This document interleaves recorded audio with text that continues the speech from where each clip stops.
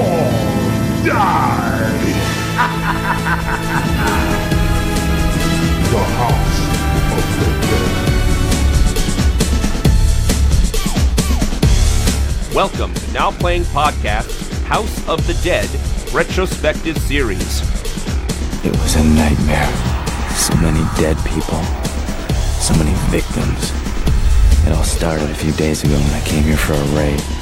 Part of Now Playing's video game movie review series. I am completely not in favor of doing this. Hosted by Arnie. A good guy, if not a little goofy. Justin. So, what do you really do for a living? I kill zombies. And Stuart. They missed the boat to the rave. If only they decided to stay back in Seattle. And they'd all be alive today. This podcast may contain detailed plot spoilers and harsh language. Come on, you big wimp. Listener discretion is advised. Okay, boys. Lock and load.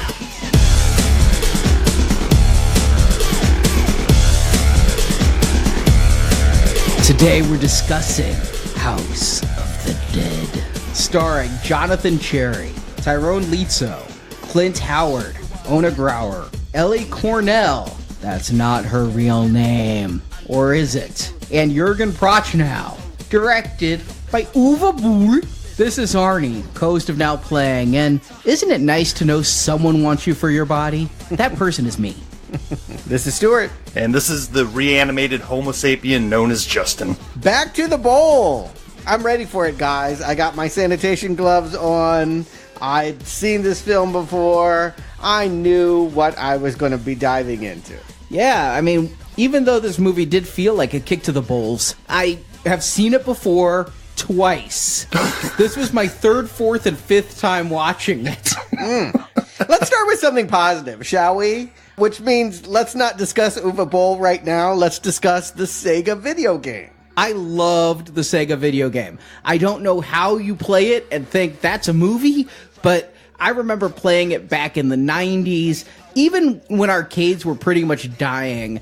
The joystick games had been supplanted by the PlayStation and everything else, but they found gimmicks, right? The chairs that moved, or light guns, even though, yes, we all had light guns way back with Duck Hunt, but it was still fun, and these had, like, force feedback, and they were in the movie theaters, they were all over the place, and so when I'd go with my friends, or in the 2000s with Marjorie, we would play the hell out of House of the Dead, because what's more fun than just picking up a plastic gun and shooting some fucking zombies? Yeah, I mean, there were lots of games like this. It's basically Doom, right? But they're going to put us in a Romero movie. The twist is you're now in a horror movie and you get to hold a gun as you walk through. Very different from Doom. 100% different from Doom. In Doom, you move. In Doom, you control your character. You're dodging fire that's coming at you. You're jumping. You're ducking. You're going through doors and figuring out your pathway. This is just a shooter. This is Duck Hunt for zombies because it's what they call on rails. You shoot some zombies. The character moves to the next predefined location. You shoot some more zombies. You can't control your character. It isn't a first-person shooter because even though you are shooting and you have a first-person perspective, you have really no control over anything except what you shoot. You know what? The more you guys talk about this, the more this game sounds familiar. The name is kind of generic, so it doesn't really stand out in my memory as one of those games. But yeah, I'm starting to have a little flashback of popping a few coins in at the arcade and playing these games. And it wasn't just like handguns, right? It was like Uzis or shotguns. There were a lot of these games, though. There was one that had the guns mounted on it, and you'd shoot with Uzis, and it had a lot of recoil. And then there was a sniper game that was really cool. You could look through the scope, and it was its own monitor, so you could see bigger things, but then you look away from the scope and look at the big monitor and see the neighborhood. Shooting games was a real big thing in the late 90s and early 2000s, and this one, I think it might have been in certain cases you could get rifles or pistols, but they'd be holstered and usually a neon color. And yeah, in this one you were shooting the zombies. And it really, in so many ways, was a ripoff of Resident Evil, except again, you're not controlling your character, but you're still going into a house where a scientific experiment occurred, you're fighting zombies and other zombified creatures, and you get down into the basement and you find that the scientist who's done it all has a big monster waiting for you, and there's secret agencies that are trying to cover it up. This is before Resident Evil. This game predates that. It hit the US in March 97 and came out in Japan in 96. Yeah, and Resident Evil was released in early 96. Okay. So around the same time. I don't know if you can call it a ripoff. Just people all having the same idea. Yeah. Resident Evil always felt a little more alien monster-ish, where this is definitely reanimated corpses of humans for the most part. True. Although, if you play the games, there's a lot of the monsters too. There's giant things that are 12 feet tall wearing armor, and there's a flying demon who talks like this and really is modulated. I thought I didn't like it. I remember being in some bar and popping a few quarters in and just being bad at it. But Arnie, you and I sat down and you got a hold of the House of the Dead 2 and 3. We played those, and it was repetitive, but I had fun doing it. There were irritants. I really hate the fact that you were always having to reload, and you have to point your gun away from the screen in order to do so. Every time I got a clear bead on some ghoul, I had to point away. It was just irritating in that way. A little wonky. Calibrating the aim also, it got a little off there. But for a shooter, I had a lot more fun playing that with you than, say, GoldenEye. How do you replicate this at home? Do you have peripheral gun attachments, or are you just playing with the controller? All right, there is versions where you just play with the controller. And like the first one we never played because it was put out for the Dreamcast or something. And I watched some Dreamcast play. First of all, the graphics were shit. And second of all, I do think you're just using your controller from the way the thing was moving. Stuart said it was fun, but I mentioned how with Need for Speed, I got the wheel, I got the pedals, right? I'm into immersive gaming. I had surround sound on my computer in the year 2000. I didn't even have surround sound on my television, but I put it on my computer so I could hear these sounds. So Stuart walks in, and I've gone all out. I picked up a Wii U, which would play the Wii games. I got the gun attachments where you take the Wii controller, because you can just use the Wii controller and shoot. But I got the little gun attachments, so you're pulling a trigger, and it feels like you got a gun. I went to the nines on it, and it was a hell of a lot of fun. But yeah, the fact is, because it's a home game, they want you to have some skill and not just put in virtual quarters till the end, so you could only continue like 3 times. So we beat the first 2 levels a lot of part 2. Yeah, we couldn't get very far into the house. Actually, it wasn't in a house. The first game, House of the Dead, is in a house. And then part 2, you're in Italy. Part 3, you're like in post-apocalyptic somewhere. 2019, which, who knows, maybe. And House of the Dead, I didn't consider it all that violent. I mean, you're shooting, but you're shooting zombies and zombie frogs and zombie eels. But it was actually the center of a First Amendment court case. The city of Indianapolis decided to ban violent video games, saying that they were not protected by the First Amendment because they were obscene. And House of the Dead was at the front of that lawsuit. This was the most obscene game where they said that there is flamboyant killing with severing of limbs and effusion of blood. I will say, I tried to help all the citizens, but half the times I did end up shooting little boys and defenseless women just begging me for help. You can miss, and it can take out real mortals and not just zombies. I suspect that's why one of the games, I think the later one, House of the Dead 3, had the option of changing the blood color from red to green. Actually, it defaulted to green, and I turned it to red every time. And a lot of the later video games was green. The Dreamcast one, I noticed. The original arcade, the zombies were red, but to be a little more palpable for home viewing, they changed the blood to green. In the Wii, yeah, you can choose which blood color you want. But they did get laughed out of court. I was going to say, if they had a good lawyer with this First Amendment challenge here, they could have just used the Second Amendment as their right. I mean, it's a game about guns. This is the 90s, right? There was a lot of entertainment that was on the block. The moral majority, the Republicans, and Al Gore's wife. They were really going after art that was provocative. It was when they started the ratings thing as well. I mean, the first Grand Theft Auto would come out within a couple of years. Sure, explicit lyric labels on CDs and tapes. That was Tipper. Yeah. But the House of the Dead game I played the most, I had one for my PC. It was called Typing of the Dead. It came free with a CD-ROM, and it was to teach you to speed type. And I used to type at 140 words a minute, and every so often I find a game that makes me decide I want to get back and practice my skill. So it was House of the Dead 2, but instead of a gun, there were words, and I had to type the words fast enough to kill the zombies. You know, it was better than my typing class. That seems like a thing that properties do. I mean, there's been Mickey teaches you typing, Mario teaches you typing. It must be something easy to program and just slap a licensed property on top of it. The very first Facebook game I ever played was a damn typing game. Remember, the letters would fall? And you were a pro. And here's what gets me. Is I did a deep dive into House of the Dead story because we played part 2. And yeah, there's some winged creature that's calling monsters and is like, "You'll never save G." And I'm like, who's G? Yeah, he's in this movie. Yeah. So I went and watched somebody play the arcade version of House of the Dead from beginning to end. And I'm like, all right, I got a little bit out of it. I see there's a house. And I see there's this guy, but I go to the wiki, there's like 4 paragraphs of story, and this game, they beat it in under a half an hour, and there were no cutscenes. So I'm like, where'd they get this story? So I, like, maybe it's the home version. Watch somebody do the same thing on the Dreamcast. No freaking story. They're pulling this out of manuals. Remember when you used to have a game manual and it would tell you the setup? And off the sides of arcade cabinets. There is an entire wiki devoted to House of the Dead minutia. And in fact, there's running mysteries from game to game.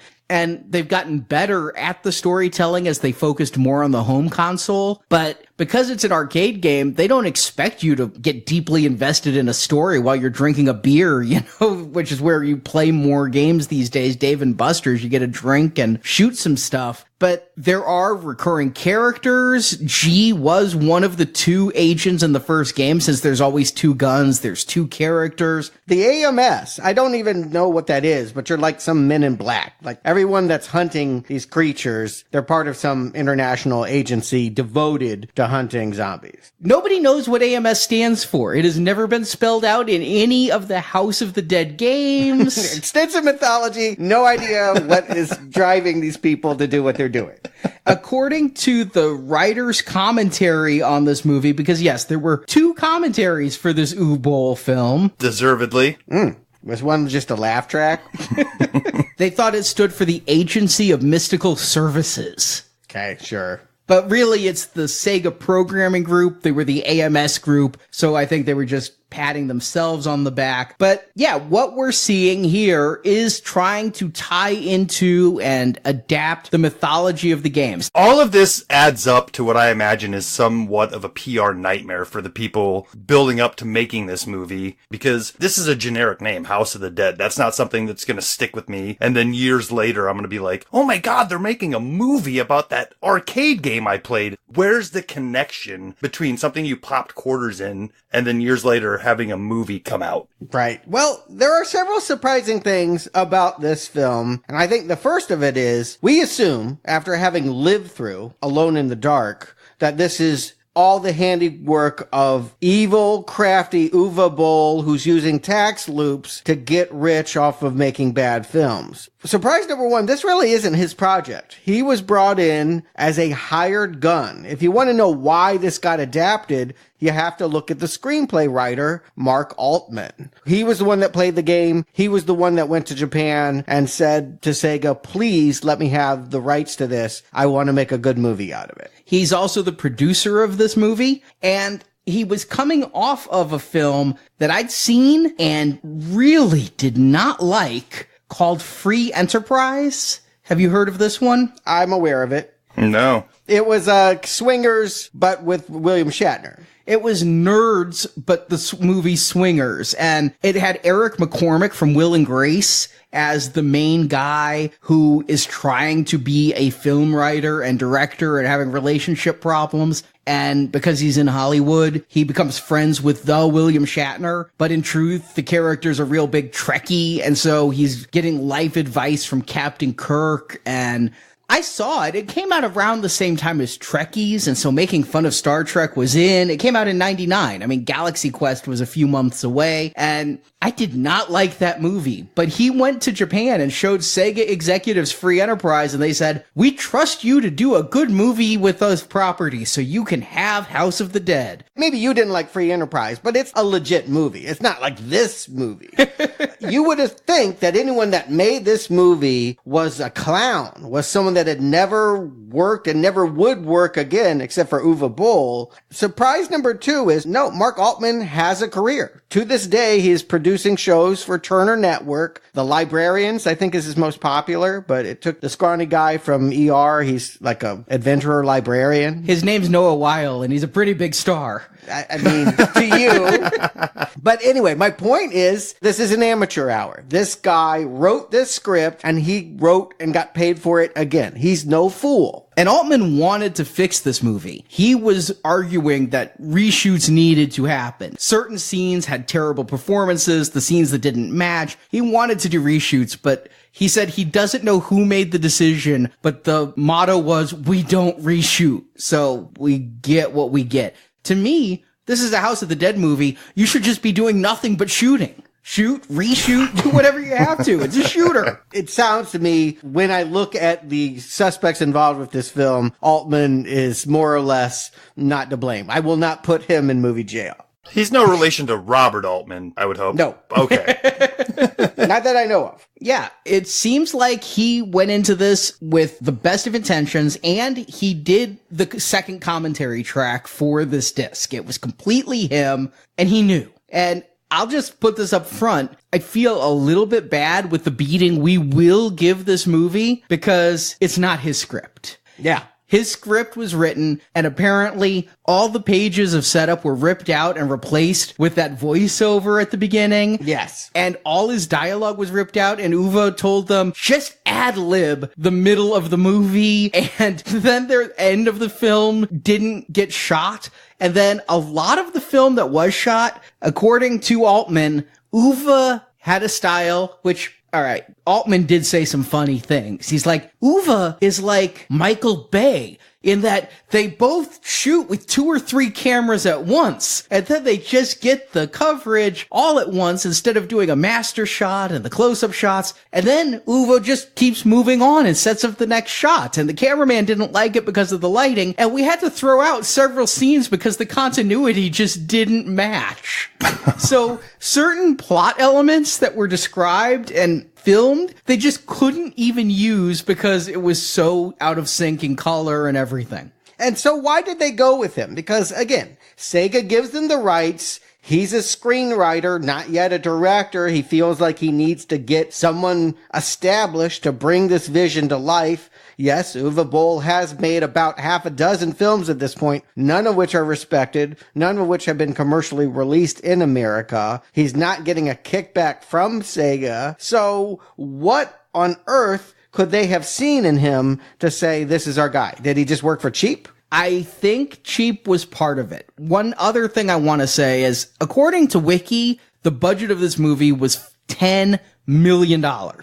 Now, according to Altman, who was one of the producers and involved on the commentary, he goes, yeah, I've seen these numbers online that say this movie cost so much. We had a budget of $5 million. $1 million went to the writer, director, producers. So we had $4 million to actually make this movie. Yeah. So that number of 10 million, I don't know where they're sourcing it from. I checked even. Wiki is sourcing Box Office Mojo, and Box Office Mojo is sourcing nobody. So somebody pulled that number out of air, but it cost far less than that. And so a lot of things in his script that were in the game, like flying demons and frog demons and demons of all kinds of sorts, well, it fell first to the budget and second to Uwe saying, well, that's not realistic. They all have to just be zombies. Otherwise, it's not realistic. Realism. I know that is his central concern. When he sits down to make a movie, boy, it's going to be realistic. The third surprise that hit me to the ground like a Mack truck, this was commercially released in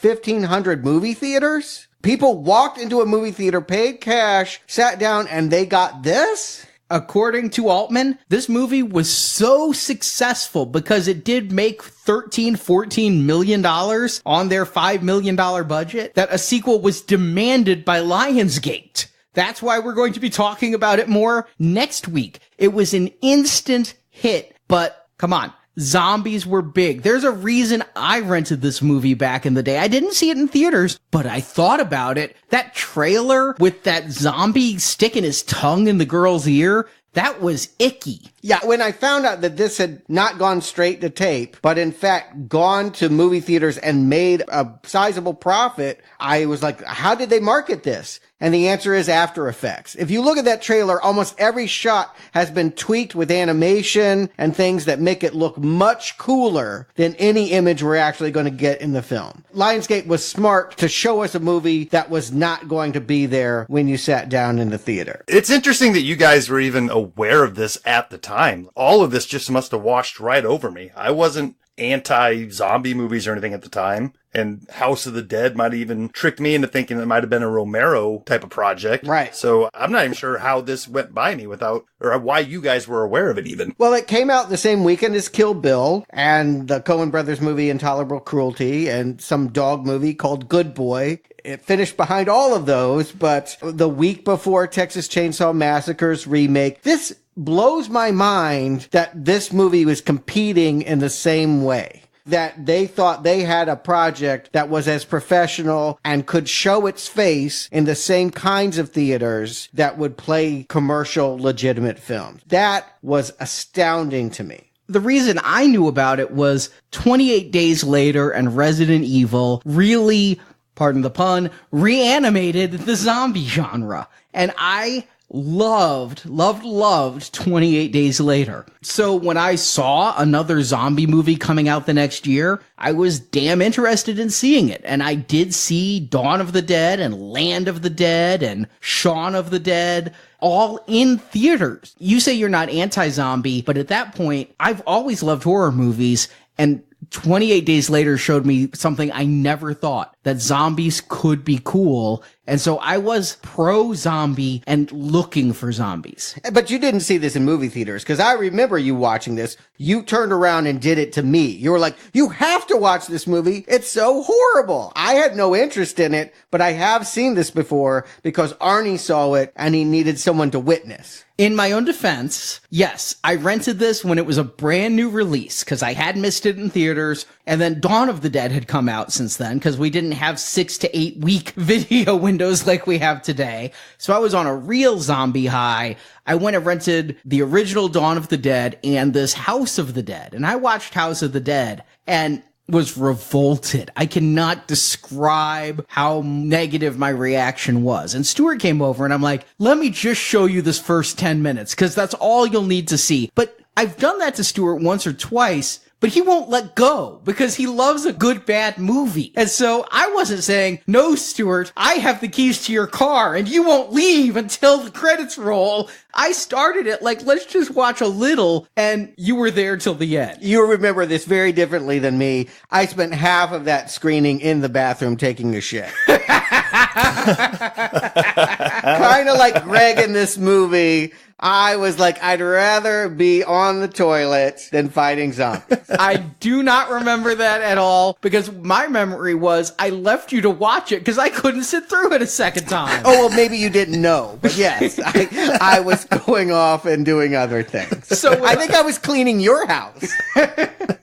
House of the Dead or House of Arnie? I'll pick House of Arnie. So you kind of hinted at it there, Arnie. If Romero can be considered the grandfather of the zombie genre and kind of the campiness in all that brought to us in the 70s, and 28 Days Later can be considered the revival of the genre and showing us something new and cool, where does this movie kind of land in that? Also ran. Do you ever have a cousin or an uncle that you just don't talk about? That's where this fits. Although I will say they did a special feature for this movie. I watched it and I couldn't believe it. And they made it all about zombies, and somehow they got George Romero and Tom Savini to talk about the zombie movies. And George Romero's there like, well, I was busy in the 90s, so I didn't make my fourth Dead movie, but I have this idea. He just describes what Land of the Dead is going to be, like down to the last detail. Yeah, he was about to get it made, and keep in mind, he was offered and was on the set of Resident Evil. That was going to be his franchise, and he walked away over creative differences. Yeah, but it killed me. He said something to the effect of, with movies like House of the Dead, the zombie genre is finally legitimate. I'm like, wait, you clearly haven't watched the movie, and clearly in order to get funding for Land of the Dead, you'll say anything.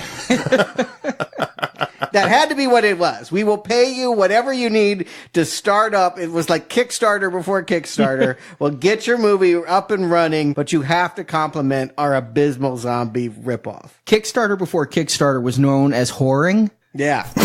It was really embarrassing. You just don't like to see someone you respect groveling at the feet of someone that just doesn't deserve it. What made me cringe is when Tom Savini's saying, yeah, George asked me how we do the next zombie movie, and I said CGI. Because if you have good CGI, and he specifically called out, not like An American Werewolf in Paris, that's perhaps the worst of the CGI, which makes me want to revisit that film now. But he thinks that the future of gore was CGI. Well, at least he didn't say, we're going to study this film. I think we teased it enough. Arnie, why don't you give him the plot for House of the Dead, and we can get through it. And please take off your shirt for no apparent reason. Okay. There's a lot of that in this movie, just warning you. So, House of the Dead. I read the cast list, but it follows 6 young people. There's Rudy, played by Jonathan Cherry, Alicia, played by Ona Grauer, Karma, yes, Karma, hippie parents, I guess, played by Inuka Okuma, Simon, played by Tyron Lizzo, Greg, played by Will Sanderson, and Cynthia, played by Sonia Saloma. Got all those names? Nope. Let me just tell you the character names again. I don't know that the actor names really matter, but they all have worked before and again. Rudy, Alicia, Karma, Simon, Greg, and Cynthia. And I can't keep them fucking straight either. And you can't forget Liberty. Yeah, I could keep Liberty straight because she was really... We'll get to Liberty, but we'll not get to Tyranny. She was left on a cutting room floor. I'm not even joking. Well, all these people want to go to the most amazing rave being held on an island. But only Rudy gets there on time to make the boat. The others literally miss it. So they find a stereotypical crusty boat captain named Kirk, played by Jurgen Prochnow, who's probably wishing he was back in Wing Commander because that's looking good these days. Just remember, keep one in the chamber for yourself. And his first mate, Salish, played by Clint Howard. They won't take the people to the island for $600 because it's Isla de Muerta, Island of the Dead. But for $1,000, what the fuck?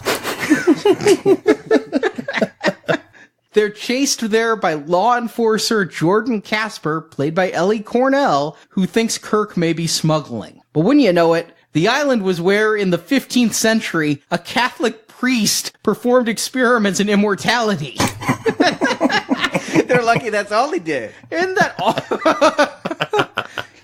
always the case with a rave? You go, you try to have your rave, and there's a Catholic priest doing illegal things there. Yeah, Sega's gonna come out of this looking really bad. Where did Apple hold their retreat? Oh, Vale. Where did Sega hold their retreat? Oh, the Island of the Dead. What can we do? Toe Jam and Earl 3 just ain't selling. The Dreamcast is a total flop. It's an age-old tale. Who hasn't heard this 1,000 times? The priest's name was Castillo Sermano, played by David Palfy, and he did discover the secret to eternal life, but his flesh continued to rot, so he stayed on the island trying to perfect the experiments. I'm guessing a lot of ravers went there, or maybe in the 90s they were doing a achy breaky party or something. And country line dancing? Yeah, something like that. So he's trying to perfect the experiments and patch up his rotting flesh with new flesh. So the island is overrun with zombies that wait until after the rave is kind of broken up to attack. Teaming up with the few survivors from the rave, the group fight zombies until only Rudy and Alicia are left alive. And Sermano takes them to be his next experiments. But Alicia was a fencer in college, And so she engages Sermano in a sword fight. She's stabbed in the chest, but during the fight, Rudy cuts off Sermano's head, and Alicia's last act is stomping on it, squashing it, and killing the priest. So, not quite immortal, I guess. Then AMS agents show up to the island where Rudy says he doesn't know if Alicia will be okay or not, and reveals his last name is Curian. As credits roll. Alright, Curian. Were you guys as dumbfounded as I was when he reveals that last name? No, because the opening credits show little clips of cutscenes and rejiggered fight attacks. Actually, there's a lot of the game in this entire film, but the credits specifically have a cutscene where a woman falls on the ground and says, "You must stop Curian," and die. So I went and I looked that up, and that was the mad scientist that ran the House of the Dead. The fact that we're going to see a young man called Curian, he's either going to grow up to create that House of the Dead, or he's related in some way to the person that will create the havoc in the video game. This is a prequel to the video game. And Sega really wanted the flying creatures and everything because since this was going to be an original script, they were interested in adapting this to be the next House of the Dead game. So whereas we talked with Alone in the Dark and things about how the movies come out to promote the game, Sega's like, yes, you're going to write our next game for us. That never happened. Yeah, I can't imagine game programmers or anyone really sitting down and studying this film and saying, let's do it again. They intended this guy, even though his name's Rudy, and from what I've read, Curian in the game was named Roy, but they are saying this is where he got his ideas. All the reanimating of corpses that was done in the first House of the Dead, it's all because of Castillo Sermano and this. So this is the prequel to the first game. That's fine, laying some seeds for future storytelling. I'm perfectly fine with that. I'm fine with it too, but it requires deep knowledge of a game or just catching a really brief moment in the opening credits because, again, I played and watched walkthroughs and things of the later games. Curian is the bad guy from the first one. He's brought up in some future ones, but you have to have gotten pretty far in this shooter that primarily was played in bars to know who Curian was. Well, what it tells me is they have to do some kind of explaining why we're not in a house filled with dead people. Instead, we're gonna go to a rave. And I do remember one of the big laugh-out lines in a script full of many of them is that we have this opening monologue in which Rudy is just sitting there monologuing in a graveyard, sounding like Martin Sheen at the beginning of Apocalypse Now.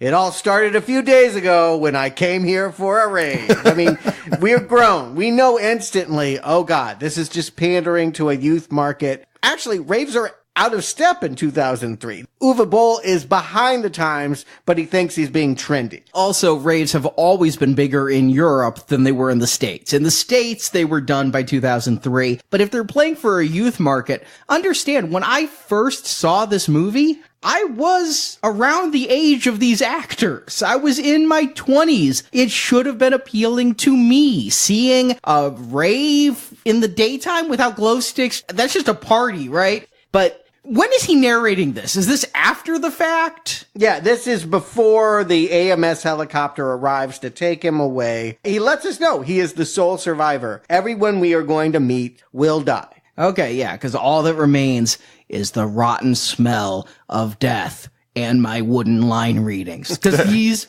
are bad. I do think that how Uwe Boll is able to have so much influence in all of this rotten dialogue is that this movie was filmed so quickly, they got shit sound, and so they had to do all this ADR work. And he realized they had to cut scenes that would have explained characters, and so you just have a lot of monologue, a lot of lines that weren't said by the cast members doing shooting that Uwe Boll wrote when he was there in the editing bay and said, come in and do this line reading. Maybe the guy didn't think it was going to be in there. Maybe he thought, like Harrison Ford, if I say it bad enough, they'll never include me saying it all started when I went to that rave. Oh my God. It's just the opening. I mean, you know you're in for shit when the first things you hear is, it was a nightmare. So many dead people. So many victims. And then the opening music of this is just god-awful assault on my senses. Well, Prodigy, again, behind the times, but they were trying to do that techno rave pop that Prodigy had kind of Firestarter. It vaguely sounds like Firestarter to me. Was it actually Prodigy, or was it just a Prodigy sound alike? This soundtrack is yet again composed of people who paid to have their music on there. Okay. This is all fake bands. No. This is, again, remember, Uwe wasn't the one doing this. This is music they paid for. Oh, okay. They chose this. Oh, okay. Well, again, their budget, which it sounded like it was depleting all the time, but it sets the tone that, yes, we are not adapting the video game. We are going to the rave. And that brings back a lot of bad memories for me. I think we covered this. Rave to the Grave was the 4th Return of the Living Dead film. And it came out after this. Like, it saw this movie and didn't change its plot or its title. Yeah, well, they were in, like, Eastern Europe. They had just gotten sunlight last week. I mean, they don't know. Miami Vice, new #1 show. One of the self-aware things of this movie that's going to piss me off as we go along is that, yes, every once in a while you're going to feel like, oh, I've seen this before a million times, and you start to get a Scooby-Doo movie vibe, and they're going to reference it. You start to get a Romero vibe. They reference it. So it's like Uwe Boll is cutting us off at the knees, thinking he's more clever than the critics. It pisses me off to think that he is thinking he's one step ahead of everybody.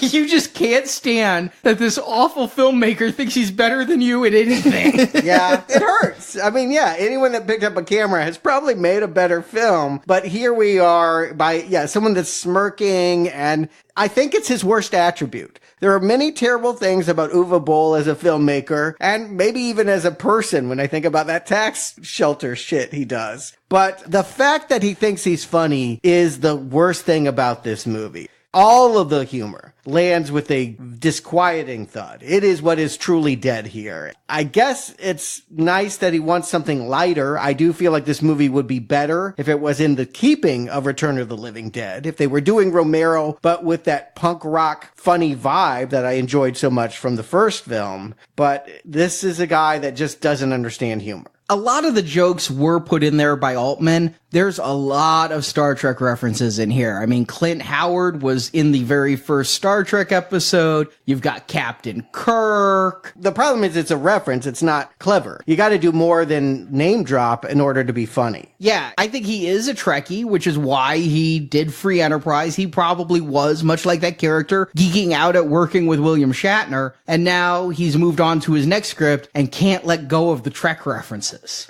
Yeah, but they're filled. It's not just Trek. I mean, I agree. That's here. There's a lot of Living Dead here. All of this is a pastiche of everything you've seen before. If you're wanting to know what they made that was different, the thing that I kept hearing Uwe Boll say that was going to make this movie innovative was it was going to be faster. And I think he was just talking about his working style. I'm just going to make this faster than I should so that everything is rushed and nothing gets established and we didn't get the coverage and we're meeting 5 people on a dock and don't understand a thing about them. So that means that he maybe possibly didn't see 28 Days Later, because the new conceit that movie brought was, hey, these dead people are coming back and they're not the slow, marauding corpse people walking down the street that you don't want to get bit by. These guys are jumping over cars and running after you. And I think that's what he's trying to do here, but not all the time. Like sometimes his horde is slow and Romero-like. Sometimes you can walk right by him and they don't see you. I'm going to get really caught up in what I think should be zombie rules and how this movie is constantly ignoring its own rules. He actually explained this in a makeup feature. There were intentionally 5 stages of zombieism. The newly turned zombies still could move quickly, still looked mostly human, maybe had a small wound. Some apparently were only wearing contact lenses, and those were probably the ones I thought missed the makeup session, but were still put in there to act like zombies. But then there were the ones who were starting to rot, the ones that were in a middle stage, all the way up to the full moss people that looked like they crawled out of the grave. The longer they'd been dead, the slower they are, the dumber they are, the more Romero they are. Okay. So there's a little bit of a excuse there. It was never explained to us on screen in such a way. No. That would have been too helpful. But also, they don't explain anything. They don't explain who these characters are. There are a lot of characters that are truly interchangeable in this film. Greg versus Simon versus I could only keep track of, honestly, Karma, because she was named Karma and because she was African American, and later on Liberty, but I thought Liberty was from this original group. I mean, I did watch this a couple of times, and I still can't exactly tell you what Cynthia's through line is. All right, well, let me help you then, because this is the stuff that makes me laugh. I'm here for a brown arrow. Everyone knows there is no green. You left a brown arrow in my house when you watched it the first time.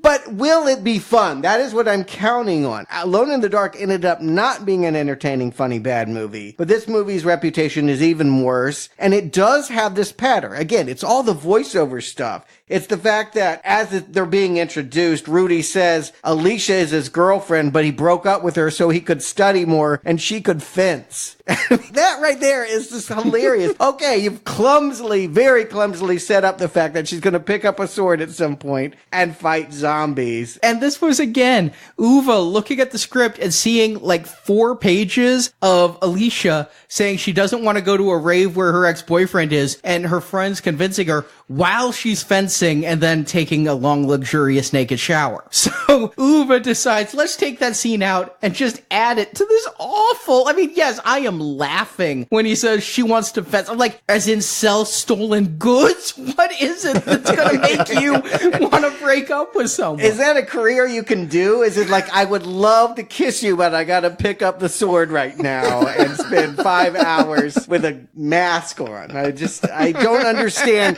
There are many wedges to relationships. I've never heard fencing coming between anyone. Long nights at the fencing office, you know. Yes, there's a lot of not understanding how things work. Like, there's one boat to get to a rave. They are in Seattle on a dock. They missed the 5 o'clock boat because all the ravers are going to definitely be awake and ready to go at 5 o'clock in the afternoon. They missed it, so now they have to charter another boat. Yes, and none of these are the guy who was giving the voiceover. These are his friends, and he's like, if only they'd decided to stay back in Seattle, they'd all be alive today. It's just so awful. And this is so clearly not the United States. This is Vancouver. I never thought it was Seattle. If he hadn't said that, I don't know where I would have thought. Maybe the Caribbean, because didn't we review Johnny Depp going to Isla de Muerta in one of those films? You know what? Close enough location-wise. I mean, Vancouver's just north of Seattle, so it's not like you're trying to convince me that Alaska is somewhere in Texas. Yeah, at least they're not in Poland. But I agree, things aren't working right. Like, they go to this boat, the Lazarus 5. I'm so clever. Lazarus 5, and then, yes, Clint Howard has got the Camp Blood, you can't go there, it's got a death curse roll. He's the crazy man that's warning them, don't go to this rave, it's all foreshadowing. If this movie were a parody, they'd be on stronger footing, right? If they were trying to be scary movie and hitting these cliches like, oh, I know you're going to roll your eyes at this and that. I mean, a Black Cat is the only thing I missed. Like, everything else they did, it's just stuff at this point that reads as parody. They were trying not for parody, but for skewering your expectations. What I didn't get until I listened to the commentary is they were making fun of or referencing I Know What You Did Last Summer, where the Gordon's fisherman or the Morton Salt girl was the murderer and ended up with a hook for a hand. When you see Clint Howard here, he's in the yellow slicker and they retracted his hand into the sleeve so it looks like he has a hook hand. So you're supposed to think he's the killer out of that movie, and then no, it's just friendly Clint Howard who's going to creepily try to warn them of death. Yeah, and then their U-boat captain, a reference to the fact that Jürgen Prochnow most famous movie is Das Boot, The Boat from the 80s. It was a sub-film that was very loved, German, and I'm sure Uwe grew up loving it, and this is probably a big deal that he's working with him. And Prochnow was not happy with Uwe.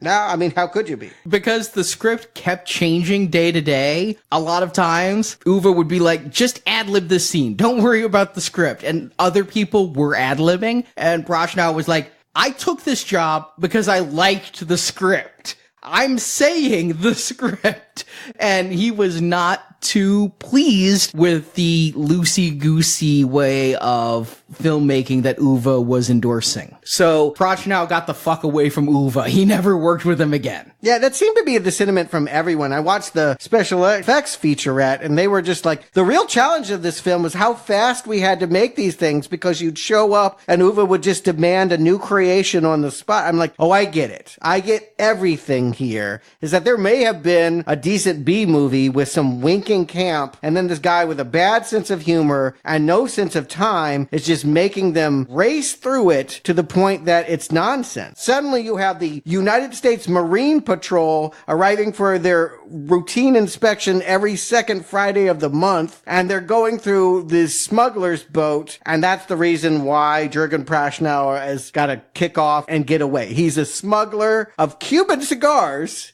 I don't know how you go from Cuba to Seattle, but Cuban cigar smoke. Nobody will see it coming. Yeah, the amount of gas he's going to spend will never be made up for what they sell on the black market. And if it's a routine, every Friday she's showing up to look at your boat, maybe you move them the night before, but instead he's got to run.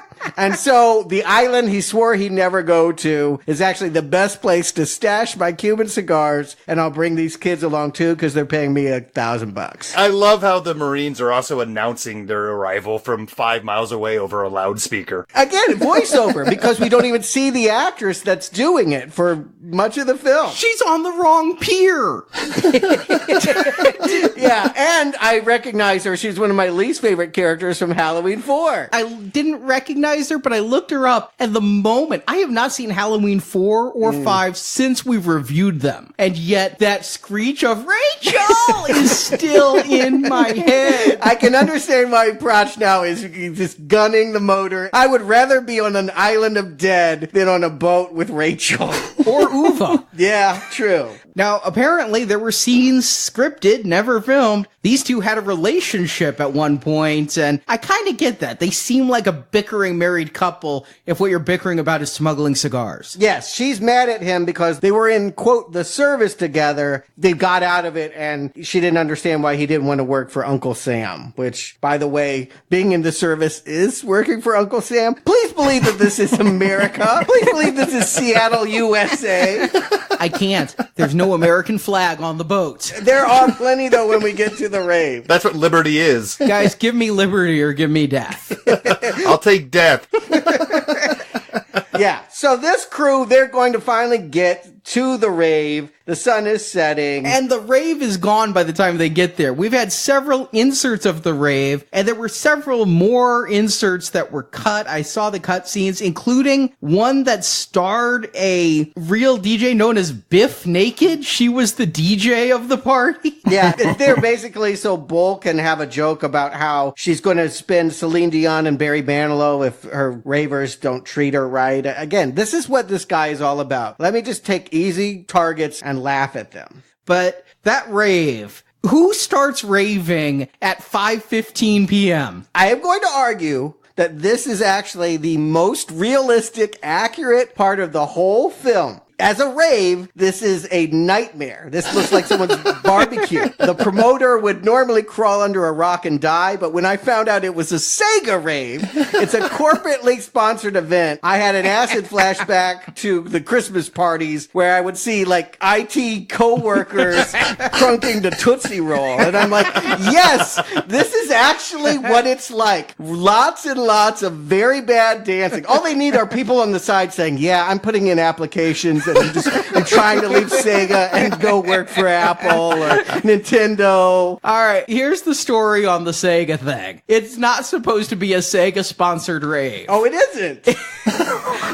They thought it would be a funny Easter egg if they just had a Sega banner somewhere in the corner of the frame. The corner?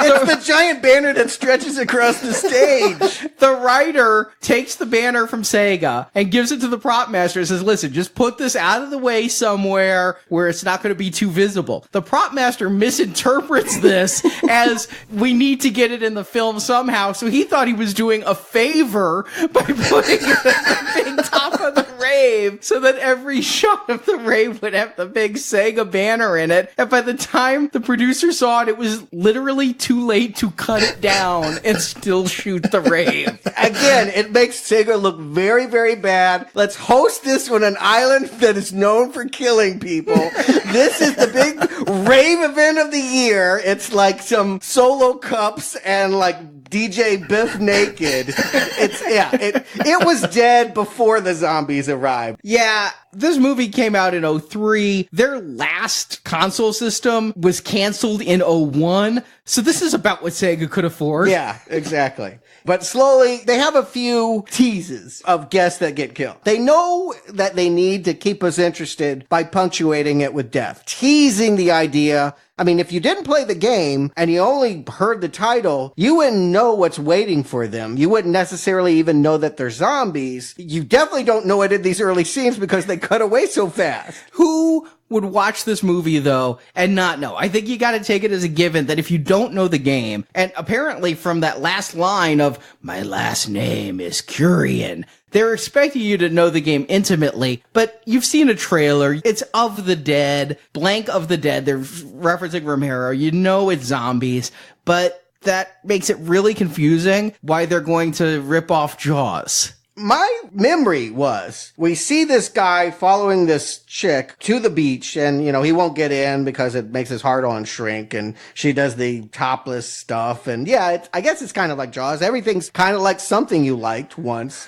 But my memory was, he goes and takes a swig of a beer that's just lying there. Like, all the zombies were like these ravers that had drunk contaminated liquor, that the beer was the thing that turned them into the zombie. I believe that was Rave to the Grave. Was it Rave Yeah. to the Grave? I know it was Leviathan, but I couldn't remember where I was getting that. But for half this movie, I'm like, see? He's drinking the beer. He's gonna turn into a zombie. Yeah, they put the liquid extract into the pills, the drug turned him into the zombies. Yes. Rave to the Grave. What we get here is actually just a clever misdirection then, because while we're thinking that it's going to be the topless girl in the water, who seems to be getting pulled under, but never really panics, she comes back up to the beach to find her boyfriend missing. And this actress, you guys are just referring to her as the topless actress there. First of all, her name's Johanna, is the character. But the actress, she's billed as Erica Parker. She changed her name after this movie, became known as Erica Durance, ended up starring for several seasons on Smallville as Lois Lane. Oh, wow. Oh, her. Okay, yeah. You mentioned her before. This was an early role. Yeah, she was in Smallville. She's currently on Supergirl on TV because they're referencing everything that ever had a Superman connection. But yeah, this was like her first movie role. Yeah, I love the fact that she like goes looking for him, walks into the trees, goes, "Oh, I'm lost," and then finds the House of the Dead. They have actually constructed. It vaguely looks cool. I just think it's like an empty set. It's not like a functional house, but there it is. This is the house that Castillo built, and she goes in there and watches her boyfriend punctured by a zombie. I guess it's an Alien joke that a zombie sticks his hand through her stomach and looks like it's popping out. Okay, this is where I'm gonna have to invoke zombie rules once again. For some reason in this scene and in no other scene, the zombie's eyes are glowing red here. Mm-hmm. They actually look kind of cool, and it's the only time I think you can see them in the first half of the movie. Later, there's like a couple making out, and they get attacked. It's like a whip pan. Like, I don't know what ran across the street. It could have been a squirrel. It could have been anything. It doesn't feel like a tease. It feels like, wow, we did not get the shot. Yes. I know sometimes you don't want to show the monster. You want to build up anticipation. That's not how it's playing. It's playing like, wow, this person behind the camera is completely inept. I'm actually upset because I'm afraid this is going to be yet another goreless film. You know, we just came away from doing the Tekken films and all of that, and these deaths are bloodless. Now, later on, they will start splatting some red around. I will never say that the gore is used effectively because they just can't afford Tom Savini to do anything more than give them 5 minutes of an interview. But when this hand comes through this chest, it is so obviously not even wet. It's almost like a puppet show. Yeah, was this rated R? Because it feels like a PG-13 movie. This is definitely rated R with all the tits. Oh, Yeah. right, of course. The titty shots. How could you make it PG-13? I mean, that's really the only reason to watch this is because there's numerous titty shots. There's also the girl on the boat who loses her top and decides to just talk to Clint Howard with no shirt on. Well, that's because her boyfriend vomited on her. Right, but then like Clint Howard comes in and has a full conversation with her, just like being casually topless. Yeah. It's things like that that make me feel like, okay, so are we supposed to be aware that this is somewhat of a takeoff of crappy 80s horror movies? Or is that just the quality that this movie's rising to? I think it wants to have it both ways. If you like it and you're scared, great, we're doing our job. But if you're like everyone else in the audience, then yeah, why don't you have a laugh at it? I want it to be funny. I really sense that Uwe Boll has no affinity for this material. He was a hired gun. This is not a personal project. He thought, I'm just going to do a cheap zombie ripoff of Romero. I'll just make them faster this time. So fast they don't get caught on camera. Seriously, it's like 35 minutes before they finally get to this rave and everything is gone. Alicia is the only one that suspects something is wrong. She's like picking up bloody clothing and saying, I think something bad happened here. And everyone else is like, party! And nobody's there to party with. Yeah, I don't care that there's no music. I don't care that there's no other people. Let's just shake it. I mean, what can Biff Naked do that they can't? I don't know. But I'm craving to see and experience the zombie attack at this point. This needs to exist on a B level where we just enjoy gore and silliness, and I'm ready for that movie to sink its teeth into that. Always cutting away right before we see anything interesting. Our first kill of one of the main characters is Cynthia. She and Greg are left behind at the rave while everyone else goes to find out why there's bloody clothing around and no one to be seen. And he goes into a porta potty that falls over and can't get out. And she gets attacked by silhouettes. She's in a tent. We see some PAs waving their hands, and that's it. That's the zombie attack. Right, and we're left to think that the zombies got both her and her boyfriend. The rest of the crew are already taken off, and they show up at the House of the Dead and find other survivors, including our character from the very beginning, Rudy, hiding in this house with a couple other people. This is so ill-defined and so dark at this point. It has finally become nighttime when the rave should actually start, and I can't tell who's who, with the exception of Clint Howard, Jürgen Prochnow, and Ellie Rachel Kopp. I can't tell the white guys apart from the white guys and the white girls apart from the white girls. Yeah, let me help you out with that because I think this is hysterical. Simon is the one that looks like Carrie Ann Moss. There's a clear Matrix thing going on here. He's the hot one. He's the one that all the girls want because he's an underwear model. No. Simon is a nerd who refers to himself in third person. No, Simon's hot. He's an underwear model. Alicia thinks he's nerdy because he speaks in a fake British accent, but he's throwing all of his Calvin Klein money around. He's the only reason they were able to book the boat. He is hot and the world wants him. I know. I thought that was Greg. No, Greg is a ball player. I thought Greg was the one who hired Prochnow. No. I can't tell these honkies apart. I'm trying to help you, dude. I know it's hysterical. Simon is hot, and Greg is a baseball player, and Alicia is a fencer, and Karma is black. That is her only talent. And then, yes, there are some other people. One of the best dancers at the rave, Liberty. She's here in her U.S. flag pantsuit. And then there was the nerdy guy with the camera. Right, who looks like a young Ethan Hawke. Who had the camera? Was he already on the island at the rave? His name's Hugh, and he shows them the footage of, again, he's no better cameraman than the actual cinematographer of this film. We see some guys run into the middle of that rave. Maybe they're zombies. Maybe they're eating people. But that's supposed to convince them they now need to get off the island. Which means that they actually did hold a rave real world. They had a party, they had the setup, they had craft services there that day. They shot footage for this rave. Yeah. We saw scenes. We saw Liberty dancing. Yeah. It's shocking, again, that you would think that people would look at that and think it looks like a good time. But the point is that, Yes, they have to go back to the dance floor and get Greg and Cynthia and then find their way back to the smuggler boat and get off of there. That's the mission that's going on. Oh my God. These people just wander around this island. And from the aerial shots, we do have an aerial shot of the island. It was before drones. They must have had a helicopter. Well, we see the helicopter in the shot at the end. I'm sure it was all done at once. That's probably true. One day, we got one shot at this, and Uwe Boll demanded it 2 minutes ago. Not even one day, one flyover.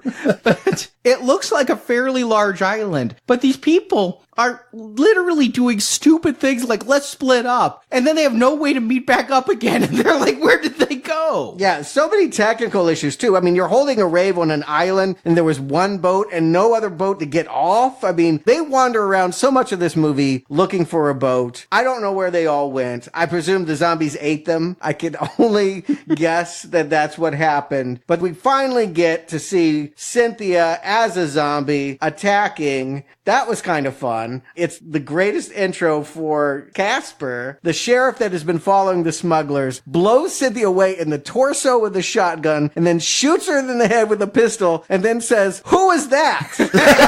She didn't know she was a zombie. I just saw her jumping on a guy and I fucking blew her away.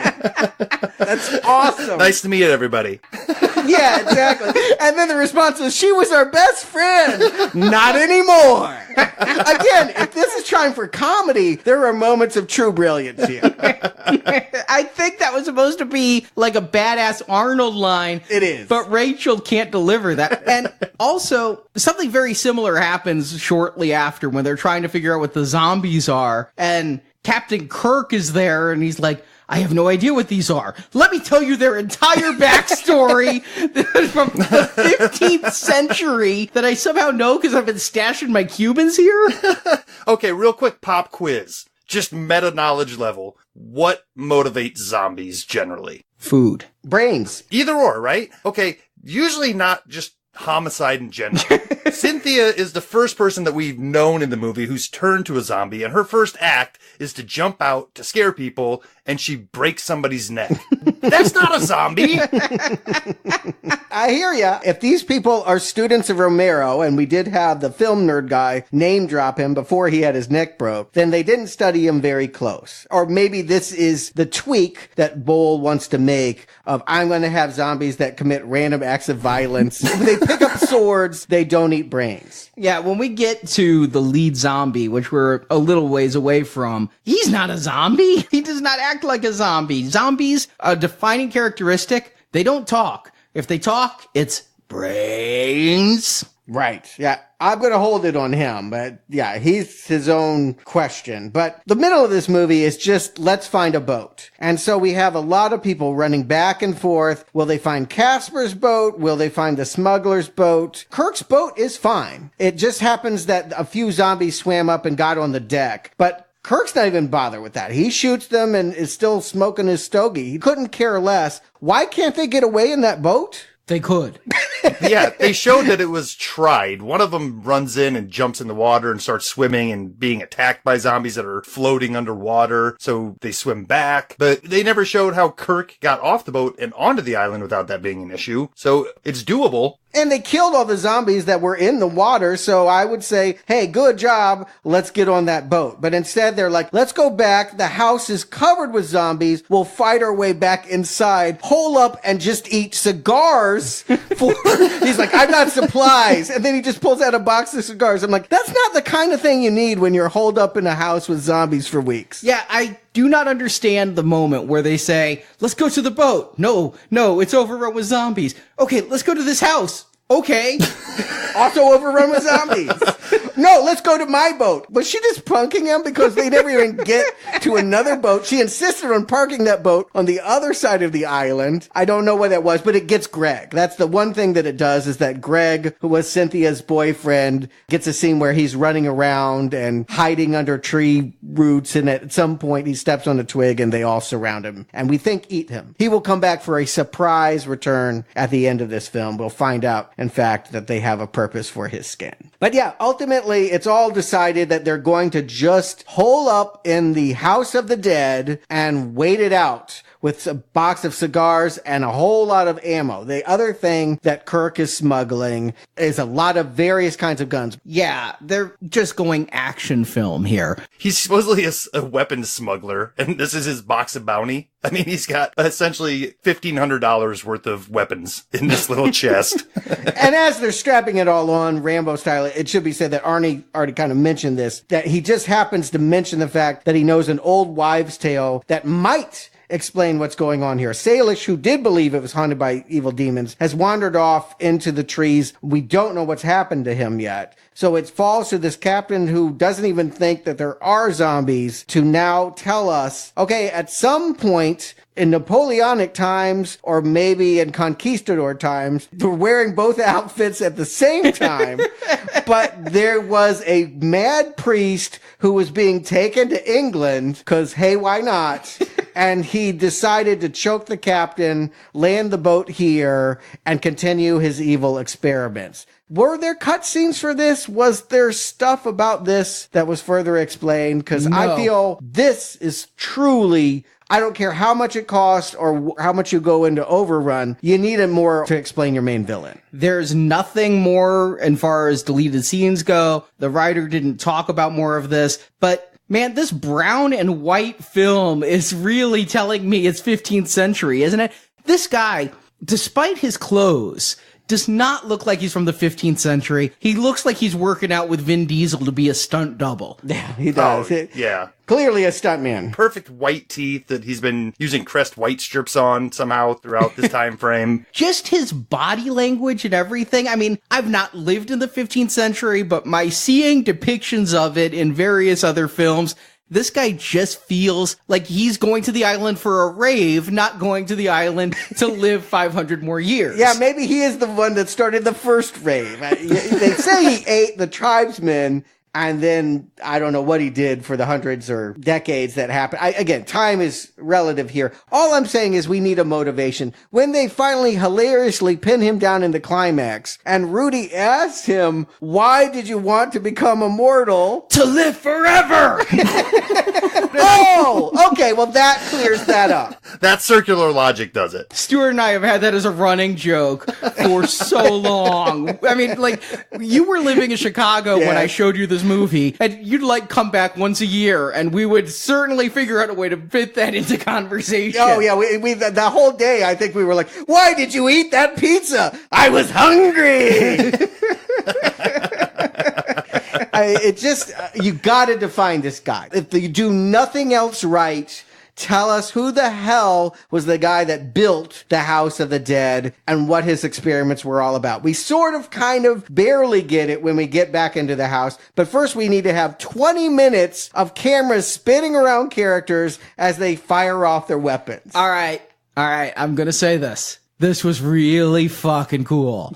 I think it looked good. I think that the score, I'm not convinced they hired a composer or they just were using some Apple loops off of their Mac. But when you get the slow-mo shots and you get the Matrix shots and you get the camera spinning shots, I do this. You know, these days in the games where you're using the third-person games, you can control the camera with one stick and you control the character with another. I do these dramatic swoops with the camera and do the 360s to really make myself feel heroic and things. I love that shit. For about 3 or 4 minutes. And then it still kept going. We saw this in Alone in the Dark, too. I called it out that there was a lot of Matrix, that he was doing bullet time long after that was a thing to do. Here, it's a little bit more forgivable. The Matrix sequels were coming out around this time, so it would have been a thing to copy. I suppose it's a little like the video game, too. If you remember when you die, when they actually cut to your last breath and you can't insert more coins, the camera does kind of go around you and you clutch your chest and you fall to the ground. I guess this is both either trying to be the Matrix or trying to be the game. It sounds silly. We laughed about it, but I get why Atari might have thought, hey, this guy will honor Alone in the Dark. We'll look at House of the Dead. Yeah, it's a shit movie, but it probably wasn't his fault. He was trying to emulate gameplay, and so if we give him more money, he'll do right by Alone in the Dark. That's the only reason why I can understand why this movie launches you into a career of video game movies. Yeah, I mean, this did make his career. He has directed a lot since, and he falls upward, right? Yeah. Well, I mean, if you're going to have a gimmicky sequence to put on your resume, you could do worse than this gimmicky sequence. It does feel like a demo reel for an effects person. Yeah, there's been lots of camera trickery, but this is like the show off. This is the real. This is like, you don't watch the whole movie. I'm just going to put this scene on, and this will tell you what I am as a director. Maybe Atari only saw this scene and said, yeah, we'll get him for Alone in the Dark. What do you guys think, though? Because it happens a lot here. It's happened throughout the whole movie, but here specifically, we're seeing a lot of the game. Like, they're shooting people, and all of a sudden, we're getting clips from House of the Dead. I got excited because that one demon from House of the Dead 2, the first boss, was in one of those clips. I'm like, I shot him! But so I guess that's what they're trying to do, right? I'm not sure how you picked anything out of those shots. They flashed so quickly, it almost felt like subliminal advertising, but just done clunkily. Yeah, and it doesn't tie into what's happening. It's not like they're bringing up a moment in the game that is just like what they're experiencing. I'll say this. It is a bold decision. I don't think it works. No. But it is a bold choice.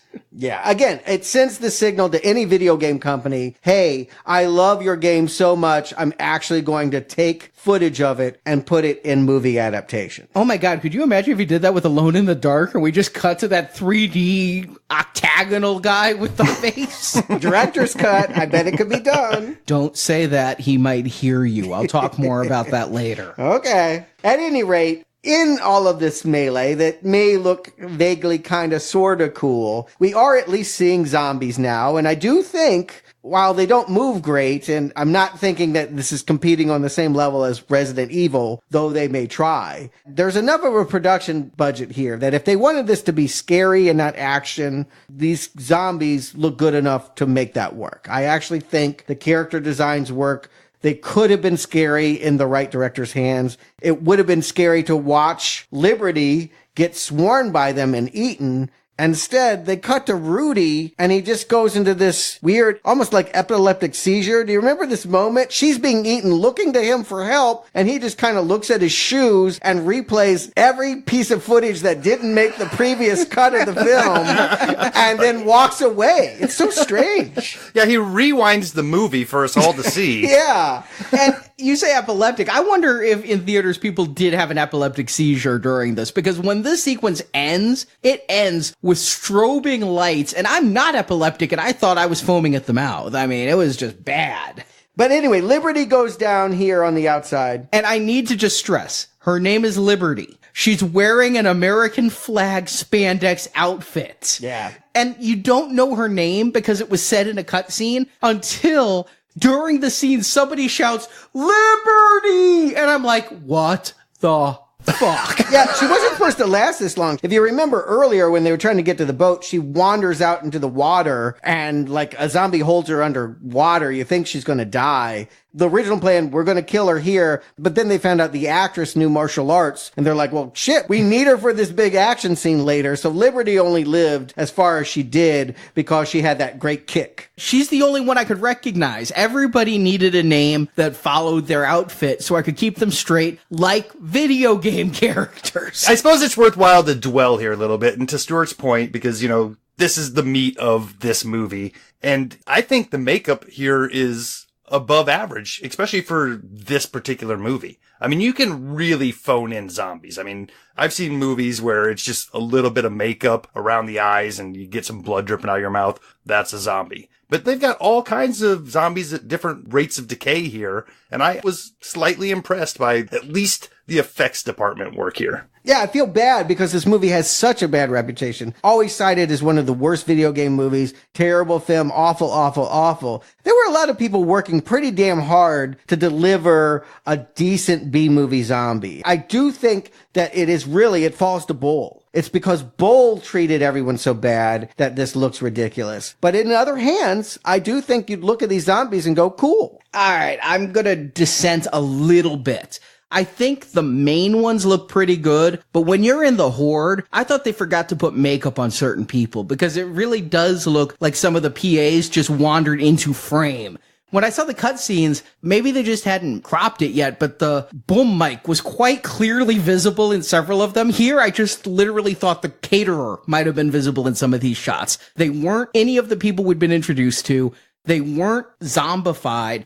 They may have decent makeup on the ones we get close-ups of, but when you have these swarms during this quote-unquote action scene, they're just walking past people at times. Yeah, that goes back to the zombie rules that this movie just never sets up and never bothers to follow. Yeah, again, because I would say we have a person at the helm who just can't be bothered. This is Bull. The Bull is the one who is saying, oh, just do it. We're going to do the Matrix. We're going to do Alien. We're going to do this and that. And it's frustrating because I feel like the elements here probably wouldn't be so embarrassing. But yeah, what results here? I mean, I think we all know by this point, this movie is really terrible and there's still 25 more minutes to go. Really, my interest is waning here. They're whittling down the cast. I'm still not sure who's who. We do get a romantic scene. Simon, I guess, got bit on the cheek?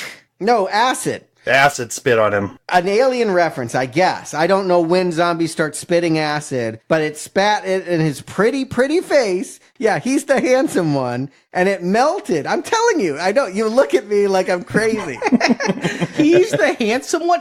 I thought he was the worst looking of all the men in this film. I'm not going to disagree, but the movie keeps telling us, I think, again, because Bull has a Matrix obsession, he looks like Carrie-Anne Moss. He has the glasses, he has the pale androgynous face, ergo, he's really hot. And also, he has that late 90s pretty boy Caesar haircut that probably Uwe Boll thought was still cool in 2005.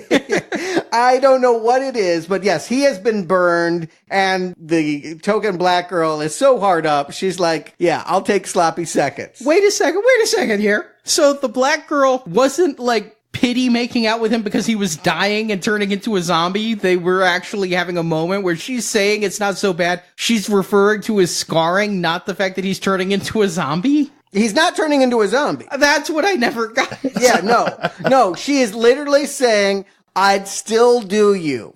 I'm the wallflower that's been hanging out while everyone is making out and nobody has noticed me. And so at least finally it took disfigurement, but finally someone will love me for 5 minutes. Yeah. There was a cut scene that what was happening is Greg was trying to set Simon up with newly single Alicia, and Alicia didn't want anything to do with Simon, but Karma was obviously into Simon, but Simon was very focused on getting in Alicia's pants. So I think that actually would have helped me in the film to at least to find certain relationships instead of this rave is just going to turn into some weird orgy because everybody's indistinguishable. And here's one relationship that's completely indistinguishable. Casper is reunited with MacGyver's, who she was riding on the boat we never see, and he, jumps her. She ends up getting cut in half. This is kind of fun.